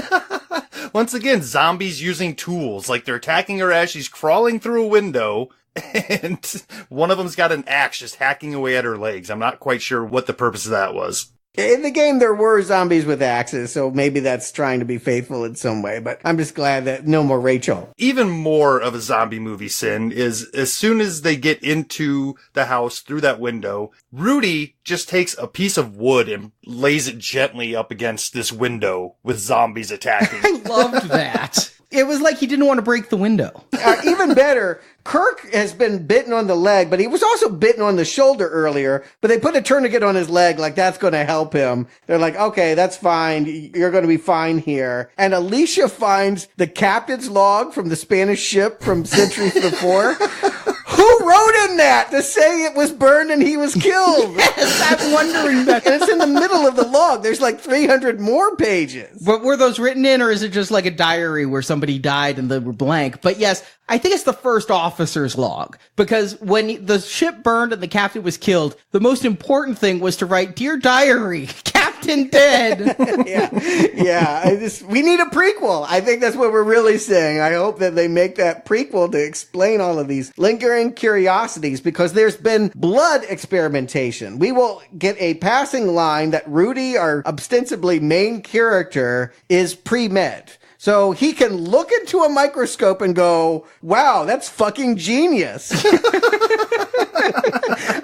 that microscope looked like a couple of shot glasses put together. Prop guys had 5 minutes, Arnie. 5 minutes. But yes, I was curious how just looking at it like no needing a petri dish. I don't know much about science and chemistry and biology, but I know what a petri dish is. I know you're supposed to have a dripper and put some chemicals in and see reaction. You don't just look through the glass and go, wow. Yeah, I didn't realize it at the time, but it is setting up the ending that we're going to get. He knows that the zombies now are being created by this blood experiment, so it's going to give him some ideas when Alicia is not going to live. Meanwhile, speaking of unhappy people, Jurgen is like, I want out of this film bowl. So he wanders outside, shoots Clint Howard, who God knows what he's been doing. Whistling, and I don't know this tune except from Revenge of the Nerds. Alpha betas are okay if you like sweat socks. We prefer your high IQs to their great big jocks. Lambda, lambda, lambda boys really are the best. Won't you take a piece of pie and we'll do the rest? It's Love Me Tender. It is? Yeah. Of course, Arnie, I just want to point out, Elvis, one of our biggest musical icons. Everyone knows his music. I know it as the theme from Revenge of the Nerds. Of course you do. I can sing it, get it, yeah, like his eyes fucking closed. Committed to memory. You know the song, right, Justin? Yeah, by Elvis. Elvis actually stole that from a Civil War era song called Oralee. What? Wait, Elvis? Not only did he steal from black people, he's stealing from the Civil War too? Damn, that man had no original idea. It was a fair use at that point. Yeah, I mean, that's probably why it's in House of the Dead, frankly. You know they didn't pay Elvis's estate shit. All right, admittedly, I know Love Me Tender. I do know Love Me Tender. Okay. When I hear it a cappella by a female sorority group and then I hear it whistled by Clint Howard, I'm not putting it together with the Elvis rhythm. Okay. At any rate, Jurgen's like, I'm done. He lights up the dynamite stick for no particular reason, blows up nothing. I mean, nothing is accomplished by this. He blows up a handful of zombies. Maybe one. And so it's going to instigate that I think they now can get through the front door. The front door got blown up. Which is something he specifically didn't want earlier. When they're trying to get in, they're like, let's break down the door. No, don't break down the door. They'll come in after us. And then he blows it up with dynamite. Yeah, there is so much contradiction. Characters going one place and then saying, why don't we go back to the other place and then we'll go to the other.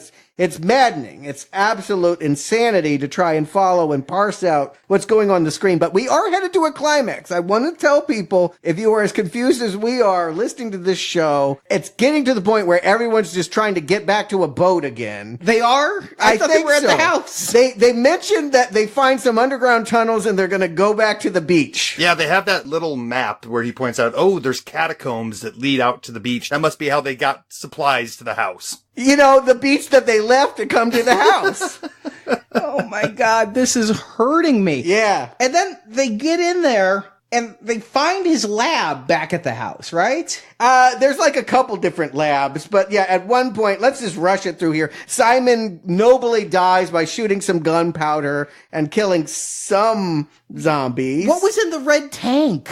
Remember eels? Remember playing the game? That was my least favorite thing, was when like there would be these little like worms or something. It was some kind of zombified eel, maybe. Yeah, it was just something that was formerly alive that is being kept alive in this blood that they've just discovered is what's animating corpses. Yeah, Rudy knows that the blood is what it's all about at this point because he's seen it. And then the cadaver that was on the slab sat up. Maybe they injected blood into him. No, it's because she shot the tank that had the scary thing in it and the blood spilled out onto that corpse. Oh. Okay. I did not catch all of these nuances. 3 times watching this and I'm still not sure what the fuck is going on because they're saying one thing and doing another. Right. Yes. There is no consistency in character or action here. I mean, legitimately, I'm looking at, I believe, MST3K's most famous film, Manos, The Hands of Fate, has more continuity between script and action than this film has. I cannot keep it straight. These people are just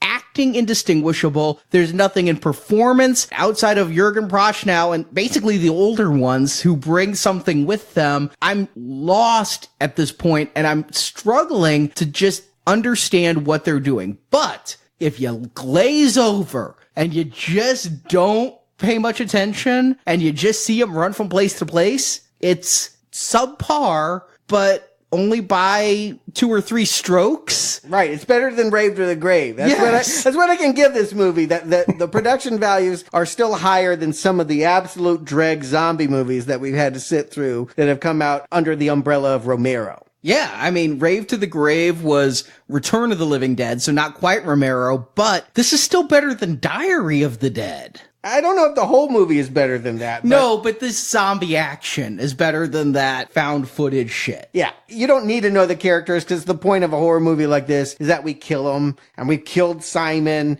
He didn't have anything to live for anyway because his pretty face is ruined. Lost his looks. Yes.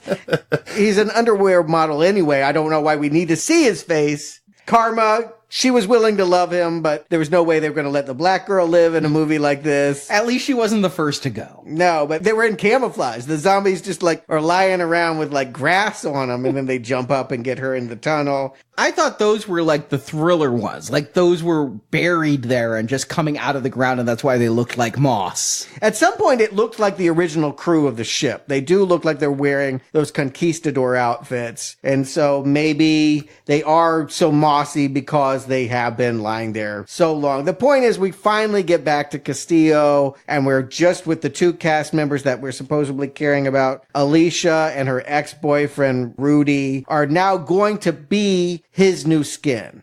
He lures them back to his lab by wearing Greg's face. They weren't sure that Greg was dead. He had slipped off to the woods, but then they find his skinned body hanging upside down, and Castillo lifts off that face. Oh, what a horrible cut that was, too.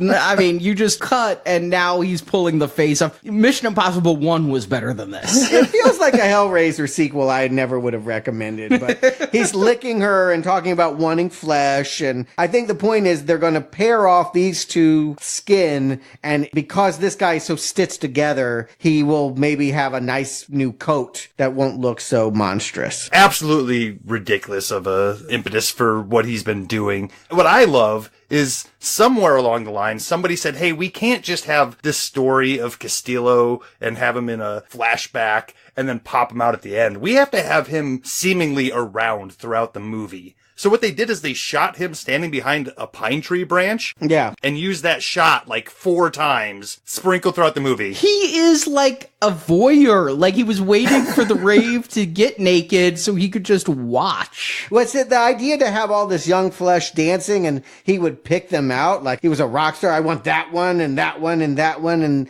those will be my new coat of skin. Again, I'm making things up because they have not developed anything about this guy. They do have one more flashback where he's telling executioners who aren't even on screen, you can't kill me. They try to hang him and torture him. Now he's immortal because of this blood. And so now he just wants to look pretty and live on a tropical island. Yeah, and like you said, he's kind of stitched together some skin for himself, and this is some of the worst makeup in this movie. If this is supposed to be the main guy that we're supposed to be most afraid of, he's just coming off as a goofy... He looks like the guy from Mystery Science Theater that wears the hood. Yeah, I agree. I couldn't believe how shoddy the lead guy's makeup is, and I'm trying to reconcile that we were supposed to be able to see the priest as he was, and that he's supposed to be a better zombie because he's able to talk and able to move faster and things, but yet they needed something other than this, which looks just like a bad start to a mummy outfit. Like you're starting some papier-mâché newspaper on him and stopped too early. Even Bowles said he didn't like this job. It was a mask. The difference is this wasn't an appliance that they glued onto his face. It was literally just, again, probably because of time, the makeup people were like, oh yeah, we can develop something nice for you. Well, I need it in 5 minutes.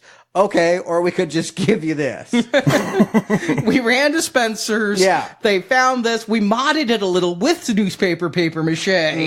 Here you go. Yeah, it feels like talented people at the whims of a madman who will not have the patience to tell this B movie at the pace that it needs to go. But at least we are down to 2 survivors. Easy to keep track of now, know who our main ones are, because Alicia, because it was just said in voiceover that she was fencing, I never even knew who his ex was. So now that they're together, I get this, but a sword fight in broad daylight is really where this is going. That's where they want to put it. The fencing. They broke up because of the fencing, and that's what's going to bring them together. It's beautiful. It's poetic. I cried, actually. It was beautiful.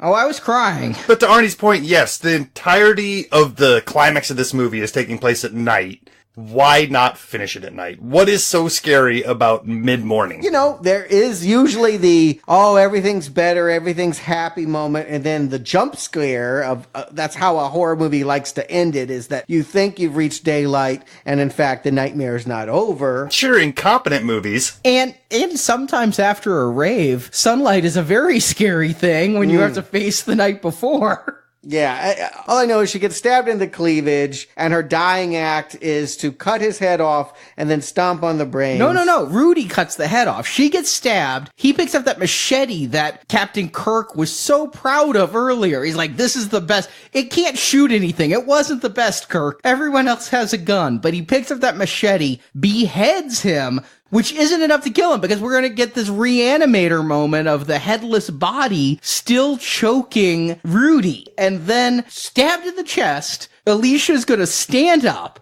and have the strength to squash that skull with her foot. This is the kind of thing that a filmmaker like Sam Raimi could pull off. If we were having the fun of an Evil Dead 2, then this kind of stuff is icing on a rich cake. Instead, it just feels like sloppy, lazy, and when will this godforsaken thing end? Soon. But first, we got to get the full circle of bringing us to the video game. We need AMS agents to show up in that chopper and to ask Rudy who he really is. And then we don't get, but I think is implied, that while he was waiting for them, he went to that lab that may or may not have been blown up. It was. There was the gunpowder. Everything blew up. I thought so, and yet maybe not. I'm not willing to say. Yeah, I took it that the area that blew up was in almost a vestibule between the lab and that area that they escaped to. Whatever the reason, he got the magic blood and presumably injected his dead girlfriend with it. And by bringing her to civilization, he is actually creating the circumstance that will cause gamers to have hours of fun. I did not get this from watching the movie that he injected her. I see him carrying her off. The guys say, will she be okay? He's like, I don't know. And it wasn't until listening to the commentary from the writer, and he goes, yes, all of this happened off screen, and you have no way to know it except by listening to this commentary because it was never filmed. No, but he did say in the voiceover, he said, and we went back with Alicia, whatever she is now. So he does drop it pretty heavy in the voiceover. I guess I didn't realize whatever she is now meant he had injected her. What you have to realize is most of this movie's plot, whatever there is of it, is revealed in post-ADR narration. Everything that is going to explain what happens is because Rudy or somebody else tells us in voiceover.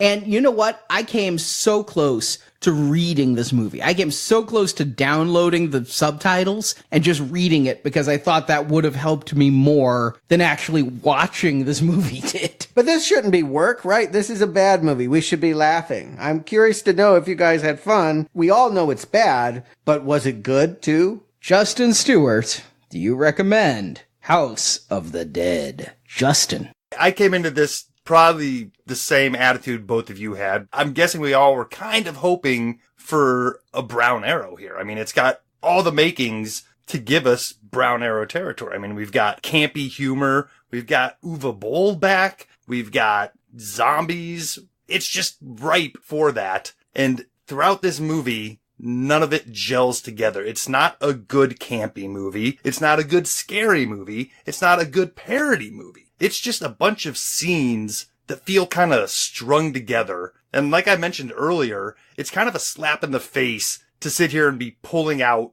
the references that this movie is stealing from, only to have the movie say, yes, we know you know that we're stealing this stuff. So it's kind of like, what are we doing here? Why are we watching a movie about an arcade shooter that the person who's making it doesn't care about? But I think the biggest thing here is, after watching this movie, I was like, okay, fine. It wasn't good. I'm not going to give it too much thought. But after finding out from you guys that the screenplay was actually done with somewhat of love and a little bit of fandom, and it just was just tossed out in deference to Uwe Boll's ego, just kind of pisses me off even more. There could have been a decent movie here, and once again, our second go around with Uwe just leaves me pissed off. So yeah, I'm pissed that I can't give it a brown arrow, and obviously it's not going to get a recommend at all for me. So it just leaves me going, heh. Stuart. Yeah, that is the thing that is so frustrating about Boll, is you think that if you're the reputation of having the worst filmmaker of all time, what fun it would be to experience the train wreck every time we watched one of your films, but they're not awful in any special way.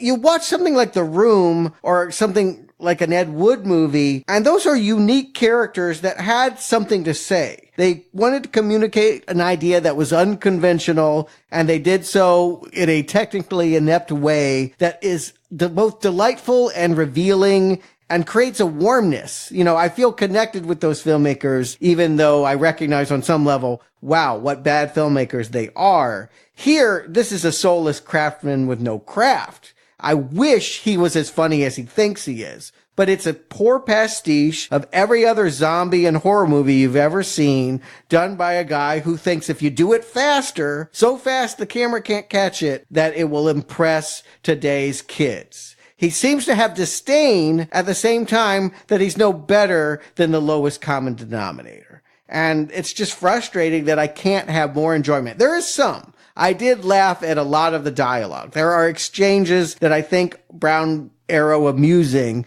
but to undergo this whole movie to experience them, that I cannot recommend. There are plenty of ways to have a laugh with a bad movie. And this one, and Alone in the Dark, we're just seeing that this guy isn't good at making a brown arrow any more than he is at making a green arrow. I was a little bit torn on if this was going to be a brown or a red arrow. Because what I can say is there's red and brown in here. And I walked out feeling refreshed. Because I felt like a prisoner who was going in for sentencing and expecting to be told I was going to be killed by lethal injection, and instead just got 20 to life. You didn't get beheaded? Yeah. I just keep thinking about Alone in the Dark, and really the sting that is still not healed of Alone in the Dark 2.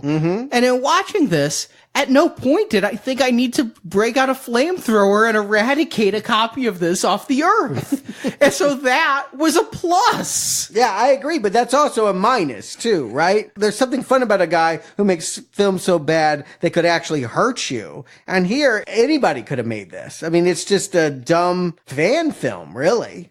It has real humorous moments, and it has actual technical proficiency in those 360-degree shots. I mean, it was the best car ad technology available in 2002 when this was made. It's where the money went. I agree that you hear the expression money shot. It was, yes, those going 100 miles an hour around real actors. That's how they did it. It is something. And this movie doesn't look like utter shit. Like Justin said, the main zombies look good. They hired attractive people and put them in attractive spandex for the rave. Except for Simon, the underwear model. Yeah. Liberty deserves a spin-off. She deserves to, like, come back and just get her own karate zombie movie. Yeah, she should get in the ring with Uwe Boll and kick his ass. Yes. Forget the film critics. We know they can't hang, but she could do it. But in the end, this is not a good movie. It is bad, but not so funny bad that I think this deserves that brown arrow. I thought about it, but no, I'm just going to give it a straight up red and just say it's the best Uwe Boll film I've ever seen. Now, by the time we're done, I'm going to be seeing a lot more. but this is the best I've seen. Yeah, I agree. If gun to the head, I would choose to watch this one again over Alone in the Dark. Yeah. Mm-hmm. And part of that is because it doesn't take itself seriously. I mean, Alone in the Dark thought it was doing something. It really did try to scare you. This movie just knows it's running through the motions and just referencing. But on the plus side, Alone in the Dark had Christian Slater, Tara Reid, and Stephen Dorff, so I was able to at least tell the characters apart, whereas this has a whole bunch of actors from like Final Destination 2 and the stuntman who played Michael in Halloween Resurrection and just nameless people that are indistinguishable. The actors don't give good performances and they don't distinguish themselves with their characterizations of characters, and nothing visually, nothing in their performance, nothing in their story helps me to tell which one's the underwear model and which one's the biologist. I'm just going to put it out there, though. I really only blame one person. It's the director we must hate. Whatever is wrong on screen, it all lies at his feet. The director. So if you're giving him sole blame, how would you feel about a director's cut? No, not this director. There's no redemption. Oh, they didn't let me do what I wanted? No. We've seen what he can do. For the 5th anniversary of this movie. Come now. Did they really re-release this movie? On DVD, not in theaters. Oh. It's also sometimes known as the funny cut. Oh. Well, there's where he really excels. And understand, this was its own release. It was not a bonus feature. You did not get the regular cut. You were buying only the director's cut. It starts off with Uwe Boll on his knees, tied up, and there's a couple of terrorists. I use that term loosely because it looks like they're in like football jerseys. But terrorists who say, in the name of Osama bin Laden, Uwe will be killed for the movies he's made. And he goes, that's fine. And then he goes, but first you'll have to watch your movies. And Uwe's like, oh no, anything but that. He's funny, isn't he? But he's self-referential. This is what happens, right? When they laugh at you and call you the worst director ever, you say, oh yeah, I meant to do that. I mean, that's a bad defense. But what else can he say? But I knew it would be funny. It was my point all along. Yeah. What he did was basically, you guys know pop-up videos, right? Uh-huh. He did pop-up videos with funny pop-ups about rules for surviving House of the Dead. And it was things like, do take your top off, don't drink beer you find on the beach, and funny other things about how terrible the actors are in it, which I think is actually a little cruel. The actors not being good and not being well cast, I think is really his fault. And so to make comments about how bad of actors they are, that's tacky, I think. Oh, I want to see the actor's cut. That's what I want to see. I want to hear them talk about what it was like to be directed in this way. See how funny that is. And then they used what looked like, I'd hesitate to say alternate footage, but maybe cuts that were being done, like test cuts or just camera tests and things. So when they're doing like the 360 camera stuff,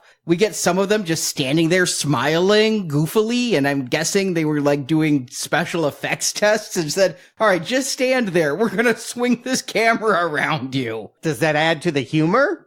Why would you include that? Yeah, I don't know. And in this cut, they inserted, I guess, a running gag where Clint Howard said what they were smuggling wasn't Cuban cigars, but actually, and this just tells you the whole level of the humor here. David Hasselhoff music videos smuggled in from Germany that will make them rich. Ha ha ha ha ha ha. Oof. Yeah, this guy. Can't wait for the comedy albums. Yeah, and he inserted sounds like laugh tracks or the whole audience going, when things are really bad. Or when people bend over, there's a lot of fart sounds added in. Yeah, okay. You don't understand. You're funnier when you're trying to be serious. When you're trying to turn into a joke, it's kind of like Tommy Wiseau, you know. Wiseau with The Disaster Artist. Years later, he tried to embrace it as a midnight movie and, you know, oh, I knew it was going to be bad. No, the fun of it is, the reason why we laugh is because you believed in this, and it is so terrible. And yet he did a commentary track for this cut where he just talks about being misunderstood as a filmmaker and how his early films were comedies and comedy is very important and he has a socio-political statement with these films. All right, well then I'm going to go hunt down one of his great early works before he turned to video games. Next time we cover his ass, I'll try to do him that favor, and we'll just see how funny he is. Yeah, I mean, it sounds like a challenge that I don't feel like will be fruitful. But the more I hear about this guy, the more it's hard to hate somebody you don't know. But man, he makes it hard not to. He's going to push that boundary there too.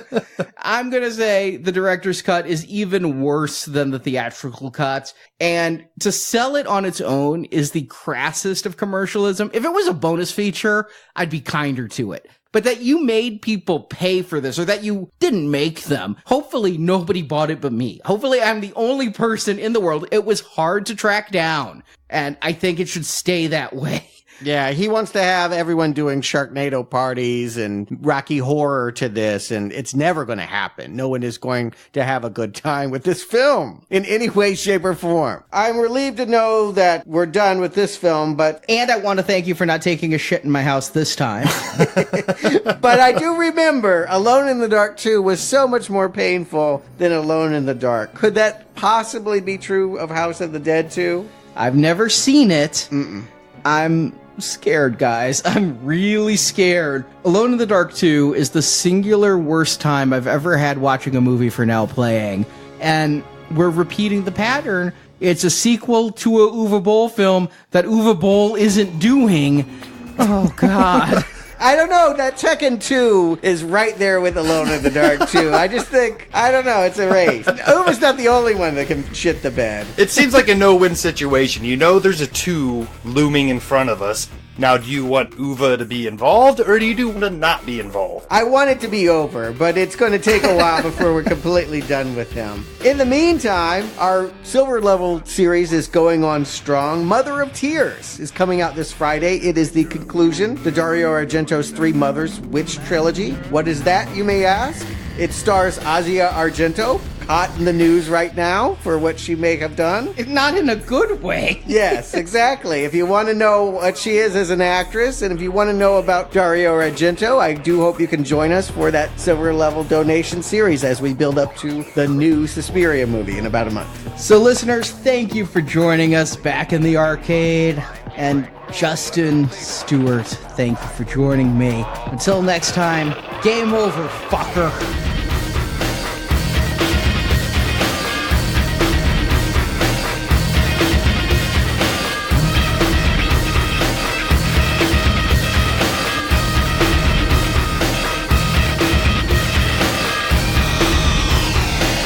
It was a nightmare. So many dead. So many victims. People that were my friends. And now we go home. Me and Alicia. And whatever she is now. Whatever I've created. God, ain't love a bitch. Is this the end? Or only the beginning?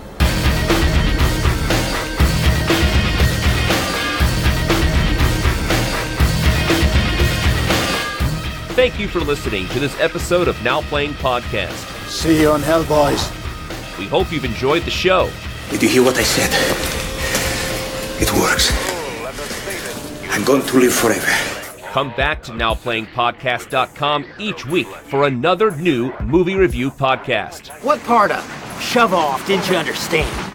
And in the NowPlayingPodcast.com archives, you can find reviews of other video game movies, including Super Mario Bros., Warcraft, Doom, Resident Evil, Alone in the Dark, Need for Speed, Street Fighter, Double Dragon, DOA, Dead or Alive, Mortal Kombat, It Came from the Desert, Tomb Raider, Tekken, Rampage, Wing Commander, Final Fantasy, Prince of Persia, and more. Even now, you hold the secrets of eternal life within you. And you hold on to them, keeping me alone in the dark.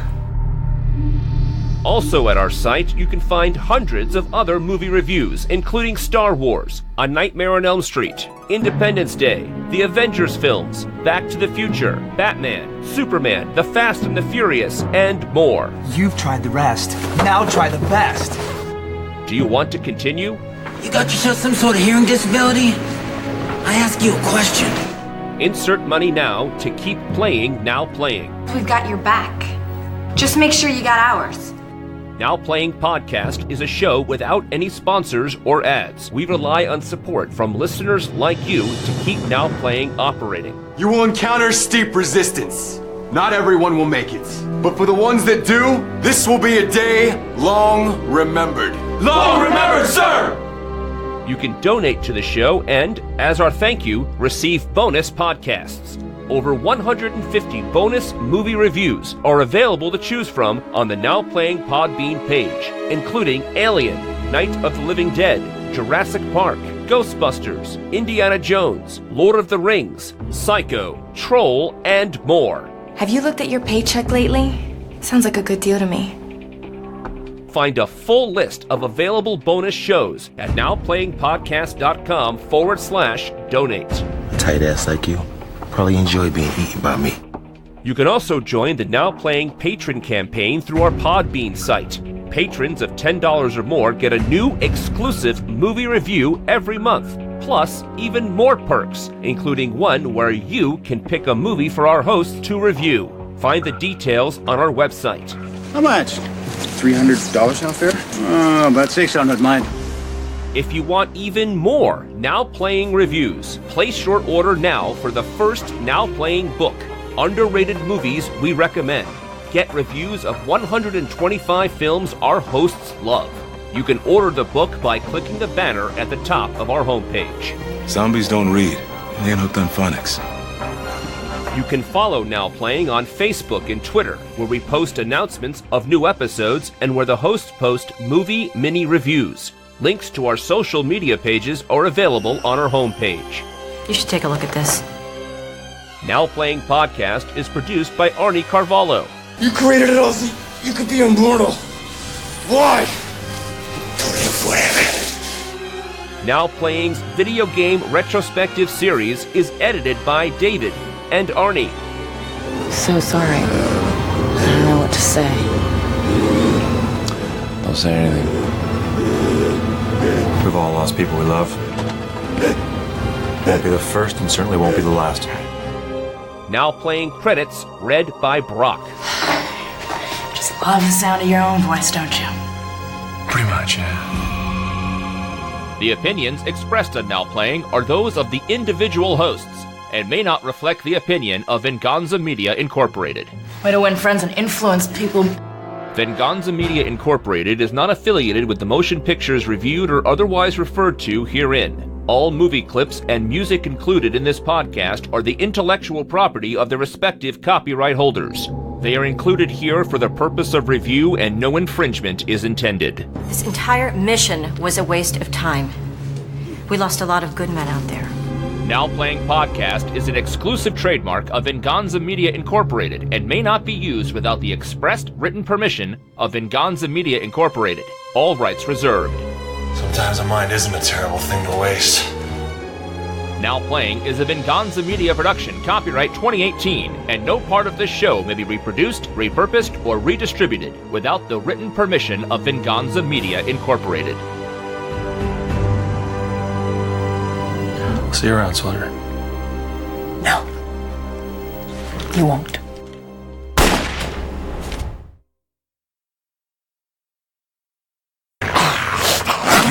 Stuart in LA. I'm not in LA. I'm sitting right here in Springfield. Stuart wishes he was in LA, not recording about this film. And his first mate, Salish, played by Clint Howard. He's had worse movies. We've reviewed him in worse movies. Has he ever had more lines in a movie, though? I think that's one thing that I've learned here, is you don't put Clint Howard in multiple scenes and you don't give him more than 4 things to say. Oh, yeah. You know, he's worked long enough that he's had roles big and small. He spoke a lot in, I believe it was Silent Night, Deadly Night 4, Initiation. You know what? He actually spoke quite a bit in Rock and Roll High School as well. Oh, and let's not forget his major role in The Wraith, where he's the mechanic. Thank you for bringing up Revenge of the Nerds. And The Wraith, both in one. Yeah, we just need Real Genius now. Thank you for doing that. And gets us no closer to having any sort of knowledge of why Clint Howard is actually whistling that tune. Really terrible, and there's still 25 more minutes to go. I thought you were about to coin a term there, Stuart. I thought you were about to say this movie is complete bullshit.